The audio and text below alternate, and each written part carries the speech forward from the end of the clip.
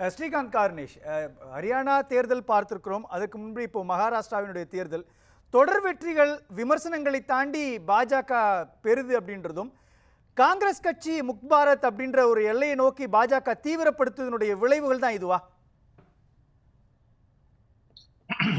அனைவருக்கும் வணக்கம்.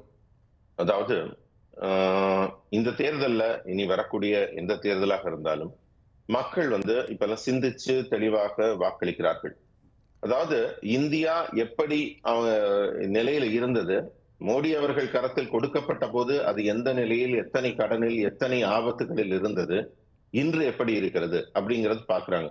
இப்ப நாட்டின் பாதுகாப்பாகட்டும், மும்பைக்குள்ள நகருக்குள்ள பூந்து தாஜ் ஹோட்டல் தாக்குதல் நடத்துறவங்க கூட நம்ம வாய மூடி சும்மா இருக்கிற நிலைமையில இருந்தோம். அதே இன்னைக்கு எல்லையில ஒரு 4 பேர் உள்ள நுழைஞ்சிட்டாங்கன்னு எப்படி திருப்பி அடிச்சோங்கிறதெல்லாம் பாக்குறாங்க. பாதுகாப்புன்னு ஒரு உதாரணம், தொழில் வளர்ச்சி, ஸ்டார்ட் அப், அதுக்கப்புறம் ஒவ்வொரு நலத்திட்டங்களும் மக்களை நேரடியா போய் சேரு. ராஜீவ் காந்தி சொல்றாரு, நான் 100 ரூபாய் கொடுத்தா 10 ரூபாய் போய் அந்த மக்களுக்கு சேர மாட்டேங்குதுன்னு ஓப்பனா பார்லிமெண்ட்ல பேசினாரு. 90 ரூபாய் வழியிலே செலவாயிடுதுன்னு. ஆனா இன்னைக்கு 100 ரூபாய் மக்கள் பாக்கெட்டுக்கே போகுது, நேரம் அவங்க வங்கி கணக்குக்கு போகுது. அந்த அளவுக்கு மக்கள் கடைக்கோடி மனிதனை துல்லியமாக சென்றடையும் வகையிலே மோடி அவர்கள் திறமையாக ஆட்சி நடத்தி கொண்டிருக்கிறார். மக்கள் அதற்கு இந்த மாதிரி ஒரு தலைவரைத்தான் நாங்கள் இத்தனை நாள் ஏங்கி தேடிக்கொண்டிருந்தோம் என்று வாக்களிக்கிறார்கள். முதல் செய்தி. இரண்டாவது செய்தி என்னன்னு கேட்டா, உங்க தலைப்புல நீங்க தெளிவா கொடுத்திருக்கீங்க, காங்கிரசின் பின்னடைவுக்கு காரணம் என்ன, அவங்க என்ன சரி பார்க்க தயங்குறாங்களாங்கிறீங்க. அதை சொல்லக்கூடிய நிலையில நாங்க இல்ல, நாங்க சொல்லவும் கூடாது. காங்கிரஸ் கட்சிங்கிறது நீண்ட நெடுங்காலமா இருக்கிற ஒரு கட்சியை அவங்க எதனால தோல்வி அடைகிறாங்கிற ஒரு சுய பரிசோதனை செய்யக்கூடிய ஆற்றல் கூட அவங்களுக்கு யாருக்கும் இல்லை என்பதுதான் நிதர்சனமான ஒரு உண்மை. உங்களுக்கு இன்னும் தெளிவாக சொல்ல போனால், இப்ப கொஞ்சம் முன்னாடி பேசின பத்திரிகையாளர் பிரகாஷ் அவர்கள் ஒரு 10 வருஷம் எங்கேயோ இருட்டறையில இருந்து வெளியில இந்த மாதிரி சிவாஜி செத்துட்டாரா அப்படின்னு கேட்கிற மாதிரி தான் அவரோட பேச்சு ரொம்ப நகைப்புக்கிடமா இருந்தது. பாசிசம் பாசிசம் பாசிசம்னு பேசுறாரு. ஆனா அவரே சொல்றாரு, பாசிசம் வேண்டான்னு அதிமுக பாஜக விட்டுட்டு ஓடிடுச்சுன்னு. அடுத்து என்ன சொல்றாரு, நாங்க -15 இருந்து ஆரம்பிக்கிறோம், அங்கதான் பாசிசம் வருது. இனம், மொழி, ஜாதி இந்த அடிப்படையில எப்ப பிரிவினைவாதம் பேசப்படுதோ அதுதான் பாசிசம். நாங்க இந்திய மக்கள் அனைவரையும் இனத்தாலையும் மொழியாலையும் மதத்தாலையும் பிரிச்சு பார்க்காம இந்தியர்களா பாக்குறோம். அவங்களுக்கு வயசு தெரியுது. ஏன்னா அவங்க அந்த மைனாரிட்டி ஓட்டுக்காக மட்டும்தான் பாடுபடுது. இந்த திராவிட கட்சி ஆகட்டும், காங்கிரஸ் ஆகட்டும், எல்லாருக்குமே அவர் சொன்னார் தெரியுங்களா, அந்த 15% வாக்கு ஒட்டுக்கா கிடைக்குதுங்கிற ஒரே காரணத்துக்காக நாட்டை காட்டி கொடுக்கிறார்கள், சமரசம் செய்து கொள்கிறார்கள் அந்நிய சக்திகளோடு. அங்க நடக்கிற ஒவ்வொரு விடயமும் நடந்துகிட்டது. கார்னிஷ், நாட்டை காட்டி கொடுக்கிறது, அந்நிய சக்திகளோடு கூட்டணி சேர்றது, யார் அது மாதிரி செஞ்சிருக்கிறாங்க அரசியல் கட்சிகளுக்குள்ள? இந்தியன் டெமோக்ரஸி நம்ம இன்னொரு அதுக்கு ரொம்ப துல்லியமான ஒரு விளக்கம் வேணா சொல்லிட்டு வேணா அதுக்கு போறேன். சமீபத்துல 2 தலைவர்கள், நம்ம பாரத பிரதமர் அமெரிக்கா போனாரு. யார பார்த்தாரு, அங்க யார சந்திச்சாரு? கூகுளோட சுந்தர் பிச்சையை பார்த்தாரு, அடோபோட தலைவரை பாக்குறாரு. எங்கெங்கெல்லாம் இந்திய ஆளுமைகள் சிஇஓ இருக்காங்களோ அவங்களெல்லாம் பார்த்து பேசுறாரு. இன்னும் நீங்க இந்தியால இன்னும் நிறைய உங்களுடைய தொழில், உங்களுடைய கிளைகளை எல்லாம் பெருக்கணும், உங்க முதலீடுகள் வரணும், அவங்கள பார்த்து பேசுறாரு. இந்திய அறிவுஜீவிகளை பார்க்கிறாரு. இவர் யார போய் பார்த்தாரு? பார்பரா லீ, அப்புறம் யார் எல்லாம், ரோஹன் கண்ணா, இவங்க எல்லாம் இந்திய இவர் இந்தியாவுக்காக ஏகப்பட்ட சிக்கல்களை செஞ்சு பாகிஸ்தான் ஆதரவு நிலைப்பாடுல இருக்கிறவங்க காலிஸ்தான் தீவிரவாதிகள்னு ஒரு ஆள் விடாம அவரை போய் சந்திச்சு பேசிட்டு வந்திருக்கிறார். அங்க இந்தியாவை குறை கூறுகிறார். எதிர்கட்சி ஆதரவாளர்கள் யார பார்த்தாங்க? காங்கிரஸ் கட்சியோ அல்லது எதிர்கட்சியில் இருக்கக்கூடிய பேரெல்லாம் சொல்றேனே. இலான் ஓமர் யாருங்க? இலான் ஓமர் யாரு?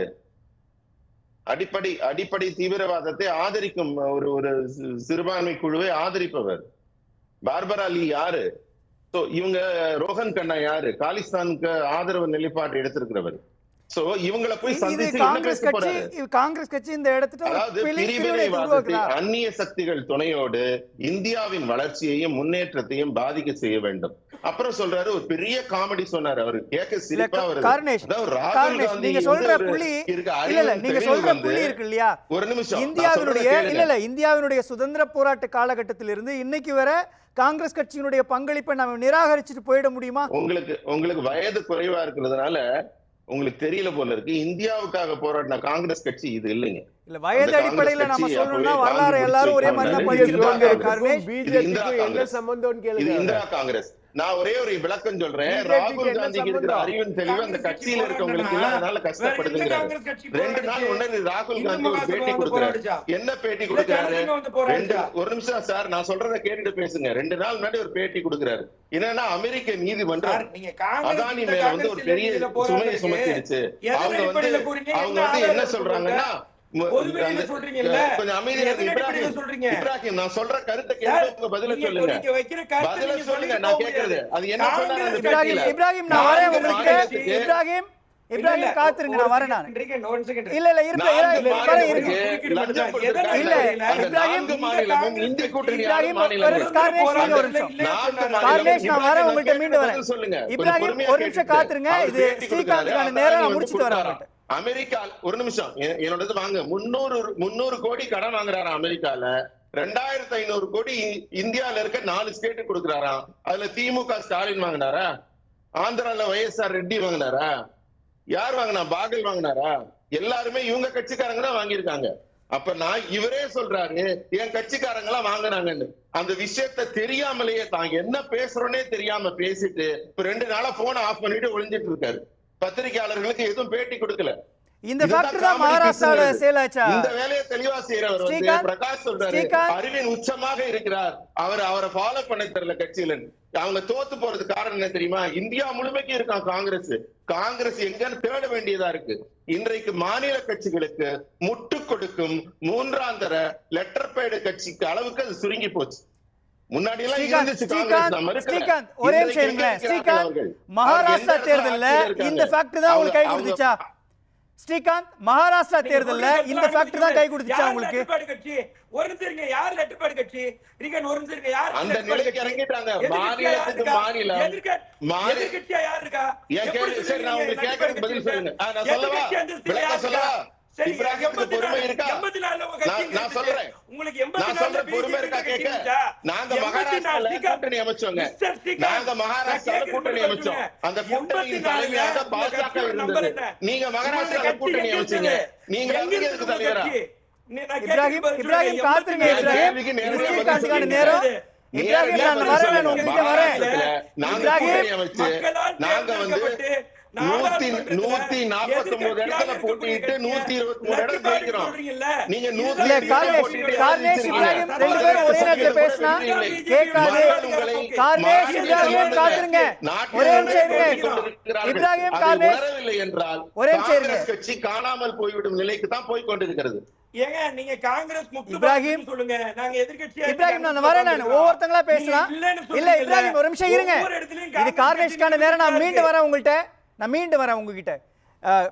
ஸ்ரீகாந்த் இவ்வளவு ஃபேக்டர் பேசுறீங்கல்ல, பிரிவினைவாத கட்சி, துண்டாட நினைக்கக்கூடிய கட்சி, இது எல்லாத்தையும் நீங்க மகாராஷ்டிராவில் ஃபாலோ பண்ணீங்களா? பிரச்சாரம் பண்ணீங்களா? நீங்க அங்க பண்ணது பிரகாஷ் சொல்ற மாதிரி மகளிர் உரிமை தொகை, அந்த தொகையை வச்சுதான் நீங்க ஜெயிச்சீங்கன்றாரு. இவிஎம் ஃபேக்டரி உள்ள ஒர்க் பண்ணிருக்கிறேன்றாங்க. இவிஎம் ஃபேக்டர் அவரே இல்லன்ட்டாரு. நீங்க புதுசா சேர்க்காதீங்க. அப்படி இருந்தா ஜார்க்கண்ட்ல நாங்க தோக்க வேண்டிய அவசியம் கிடையாது. சும்மா தோத்தா எங்களுக்கு ஆட தெரியாதவங்க மேடக்கோணல்னு சொல்ற மாதிரி அது. அந்த இவிஎம் மிஷின் வந்து கையாலாகாதவர்கள், அரசியல் தெரியாத அறிவியல்கள் பேசக்கூடிய ஒரு வார்த்தை. அதனால வெற்றி பெற்றா நாங்க வெற்றி பெற்றோம், தோத்தா மிஷின்ல தோத்தோங்கிறதுக்கெல்லாம் பதில் சொல்றேன். ஒரே நிமிஷம் இப்ராஹிம் காத்துருங்க. இப்ராஹிம் பெற்றோம். இது வந்து கார்னேஷ்கான நேரம். நான் வரேன். பெஹன்கிற திட்டம் எங்களுக்கு கை கொடுத்தது இல்லைன்னு சொல்லவில்லை. ஆனால் எங்களுடைய களப்பணி வீடு வீடாக நாங்களும் எங்களை சார்ந்த இயக்கங்கள், குறிப்பாக RSS தொண்டர்கள் எல்லாருமே வீடு வீடாக போய் எங்களுடைய நலத்திட்டங்களை சொன்னோம். பிரச்சனை எங்களுக்கு காங்கிரஸ் என்ன தெரியுமா? நாங்க என்ன செய்யறோங்கிறத சொல்றோம், ஆனா அவங்களுக்கு சொல்றதுக்கு ஒண்ணுமே இல்ல.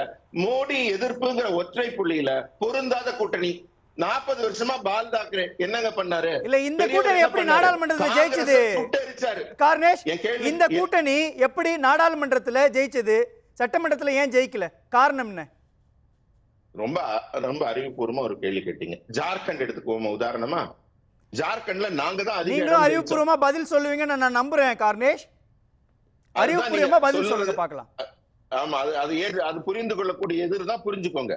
இல்ல இல்ல தமிழ்ல ஒரு வார்த்தை இருக்கு கார்னேஷ், தமிழ்ல ஒரு வார்த்தை இருக்குது, பெரியோரை வியத்தலும் இல்லனே சிறியோரை இகழ்தல் அதனினும் இளமே. அதோட நீங்க பேசுங்க. ஒருத்தருடைய வயதை பார்த்தோ அவருடைய நிறத்தை பார்த்தோ மதிப்பிடாதீங்க. பொலிட்டிக்கலா பேசுறதுக்கு தைரியம் இருந்தால் பொலிட்டிக்கலா பேசுங்க. அதத்தான் சொல்றேன், உங்களுக்கு கேட்கக்கூடிய துணிவு இருந்தா கேளுங்க. நாங்க எவ்வளவு ஜெயிச்சோம் ஜார்க்கண்ட்ல? அதிகமா நாங்க தான் ஜெயிச்சோம். சோரன் கம்மியா ஜெயிச்சாரு மக்களவை தேர்தல்ல. எப்படி நடந்தது? அதே மாதிரி மகாராஷ்டிரால பாத்தீங்கன்னா ஆம் எங்களை விட அவங்க அதிகமா ஜெயிச்சாங்க. ஆனால் சட்டமன்ற தொகுதி 6 சட்டமன்றம் ஒரு எம்பி சீட் இருக்கு இல்லைங்களா, 153 சட்டமன்ற தொகுதியில் நாங்க ஜெயிச்சோம். அவங்க ஒரு 153ல ஜெயிக்கிறாங்க. அதாவது சட்டமன்ற தொகுதி சரிபாதியா தான் ஜெயிச்சோம் நாங்க. இப்ப அது இம்ப்ரூவ் ஆயிருக்கு. எம்பி சீட் அவங்களுக்கு அதிகமா வந்துச்சு. ஆனால் ஜார்க்கண்ட்ல பாத்தீங்கன்னா முதல்ல நாங்க ஜெயிச்சோம், தலைகீழ் உல்டா 2 இடத்துலயுமே. ஜார்க்கண்ட்ல இங்க எம்பி அதிகம், இப்ப அங்க எம்எல்ஏ குறைவு. மகாராஷ்டிரால இங்க எம்பி குறைவு, எம்எல்ஏ அதிகம். அதாவது வாக்களிப்பவர்கள் மக்கள் தெளிவாக அறிவுபூர்வமாக சிந்தித்து யாருக்கு போடுறோம்னு தெரிஞ்சு போடுறாங்க. இப்ப ஜார்க்கண்ட்ல மோடிக்கு ஆதரவு தெரிவித்திருக்கிறார்கள், தமிழ்நாடு மாதிரி. ஆனா சட்டமன்றம் வரப்ப லோக்கலுக்கு ஆதரவு தெரிவிக்கிறாங்க, சோரனுக்கு ஆதரவு கொடுக்கறாங்க. அதே மராட்டால பொறுத்த வரைக்கும் எங்களுக்கு ஆதரவு வந்ததுக்கு முக்கிய காரணம் என்னன்னா, சிவசேனால பால் தாக்கரே அவர்கள் தொடர்ந்து காங்கிரஸை எதிர்த்து கொண்டே இருந்தார். ஆனா பேசலாம் கார்னேஷ், இருங்க நான் மீண்டும் வரேன். இடைவேளைக்கு பிறகு நான் பேசுறேன் உங்கள்கிட்ட. காத்துருங்க பேசலாம் இருங்க.